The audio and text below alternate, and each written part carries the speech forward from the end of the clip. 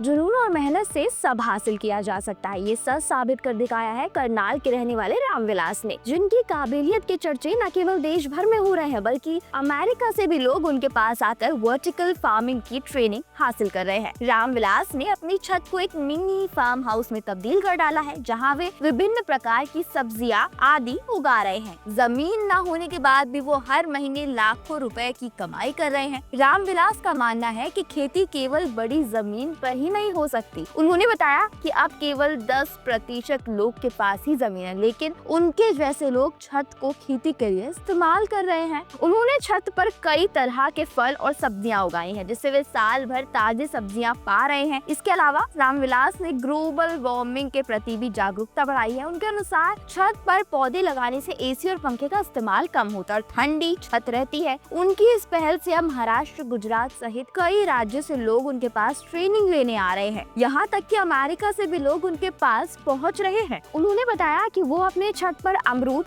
Dragon fruit, सेब, टमाटर, बेर, लौकी और कई प्रकार के फूल भी उन्होंने उगा रखे हैं। उनका कहना है कि छत पर पौधे लगाएंगे तो एसी, पंखे कम चलाने पड़ेंगे, छत ठंडी रहेगी, खाने को ताजी सब्जियां मिल जाएंगी। देश के कई राज्यों से, जैसे हमने बताया महाराष्ट्र, गुजरात, और यहाँ से लोग उनके पास आते हैं। करनाल में 2 से 3 दिन रुककर वहाँ बाकायदा ट्रेनिंग लेते हैं।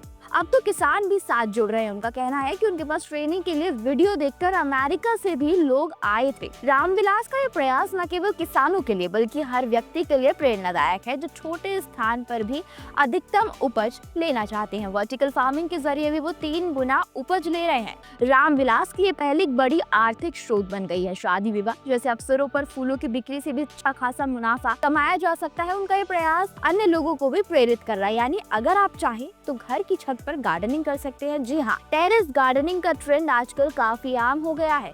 वहीं कुछ जरूरी बातों का खास ख्याल रखकर आप छत पर खूबसूरत बगीचा तैयार कर सकते हैं। छत पर गार्डनिंग करने से पहले रूफ स्लैब की मजबूती चेक करना ना भूलें। ऐसे में आपकी छत मिट्टी, गमले, वाटरप्रूफिंग और पौधे रखने के लिए कितनी मजबूत है, इसका अंदाजा लगाया जाएगा।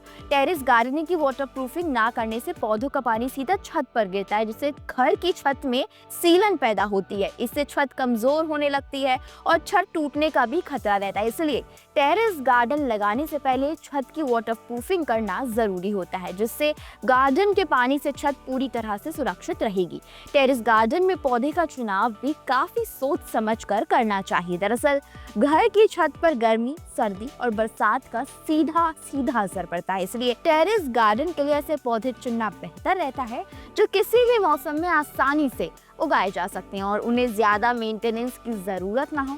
इससे आपका टेरेस गार्डन हमेशा हरा भरा और खूबसूरत दिखेगा। तो दोस्तों, आप लोग भी कम लागत में टेरेस गार्डनिंग करके ज्यादा मुनाफा कमा सकते हैं। इस वीडियो में बस इतना ही। आपको ये जानकारी कैसी लगी, अपनी राय हमें कमेंट करके जरूर बताएं।